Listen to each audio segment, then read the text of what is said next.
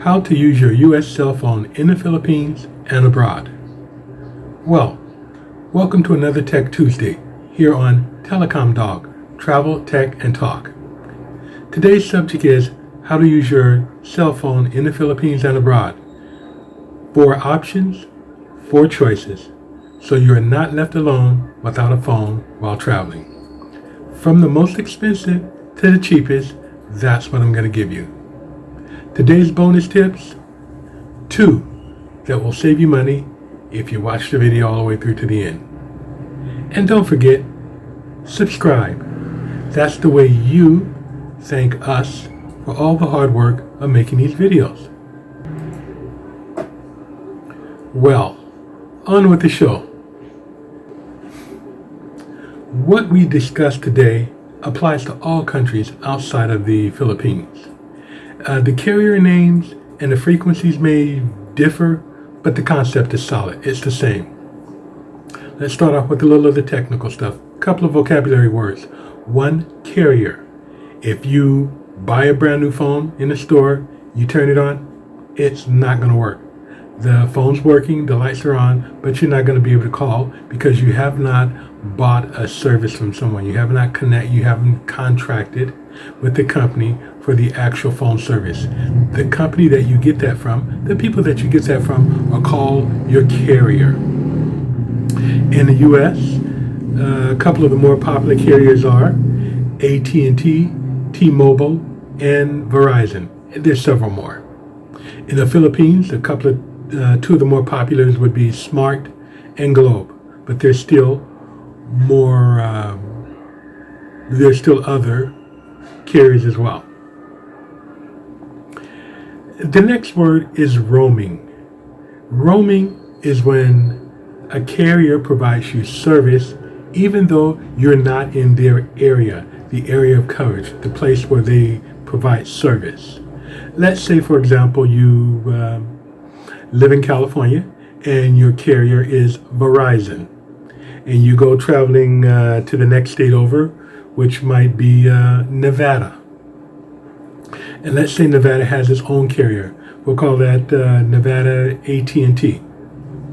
Your carrier, Verizon, has already made a contract, an agreement with Nevada AT&T, so that when you go to Nevada, your phone still works, or when your phone call goes through Nevada, your phone still works, because they've already made an agreement. That agreement was probably very, very inexpensive, if not free. And that's common when you're within the same country. So the contracts made between all 50 states in the U.S., they're dirt cheap, if not free. The problem comes when a company has to make a contract for roaming with another country. For example, if you were in California and you drove south all the way, when you got to the last city, that would be San Diego. You hit the international border, and then on the other side would be the country of Mexico. You could drive straight in. Then you could pick up your phone, turn it on, and call anybody that you want. And it's going to work. Why? Because your phone company, Verizon, has taken care of, your phone company, Verizon, has taken care of making an arrangement, a contract with the country of Mexico, a roaming contract. The problem is Mexico and the U.S. are 2 different countries, so that roaming cost is ungodly expensive. You'll probably pay easily $1 a minute, if not $2 a minute. 10-minute phone call could cost you $10 or $20. 2 of those a day over a week period could cost you $300-400. So, roaming is a very easy way to call when you're in another country. All you have to do is call up your telephone provider, your carrier, and say, I'm going to go to another country. Can you hook me with the contract? Or you could just go straight and they'll give you the off-the-cuff rate. Anyway, it's going to be very, very expensive. So, roaming is certainly one way to go about this. Roaming, or sometimes they even call it an international plan.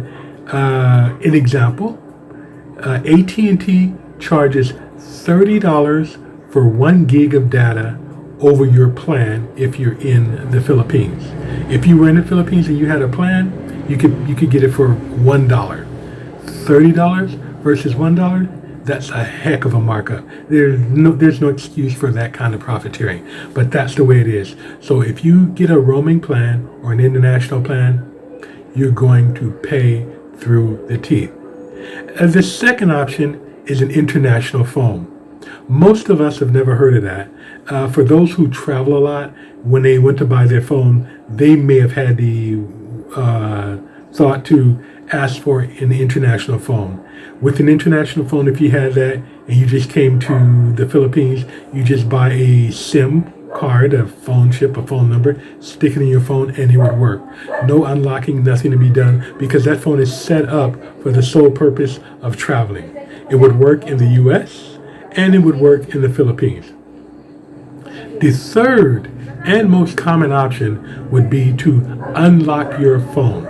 If you're in the US and you buy a phone, it's going to be locked in or associated with a particular carrier. That might be AT&T, that might be T-Mobile, that might be Verizon, but it's locked into that carrier. Technically speaking, you could call them and ask them to unlock it for you. In fact, if I'm not mistaken, a few years back, a law was passed where they could do it. When I first started traveling to the Philippines, they wouldn't do it for you, and they made it very difficult, and they told you scary things like, oh, if you unlock your phone, you're going to void the warranty. Now I think by law they're required to do it. But even if they don't do it, you can look online and do it yourself. They will, if you give them your exact model number, they'll give you a code to put in, and that will do it.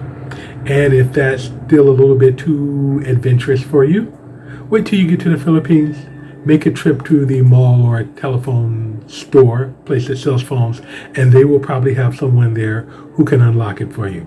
It'll probably start in the range of maybe $10, somewhere between $10 and $20, which isn't really that expensive when you consider the cost of roaming. 1 gig of data at $30 when you could unlock it and then buy the data for $1 here in the Philippines.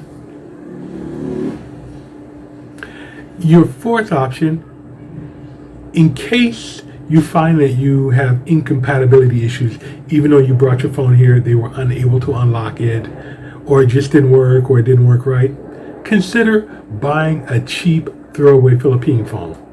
The great thing is, we're next to China and we have products that are dirt cheap, very, very cheap. And you can get a phone starting at $10. It'll be a cheapo, but it'll make phone calls. And that's what you want. You want to be able to walk around with a phone in your pocket so that if you meet a friend, a girl, and you want to be able to hand her the phone and let her put her phone number in, and then you can call her later.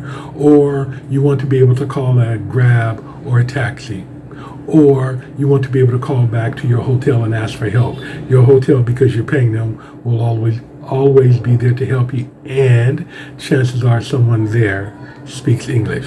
So being in contact with your hotel, if you're staying at a hotel, is a good thing. So throwaway phone, $10 on up, somewhere between $10 and $40, you get a really nice phone. So you spend $40, what would you do with that phone when it's time to leave?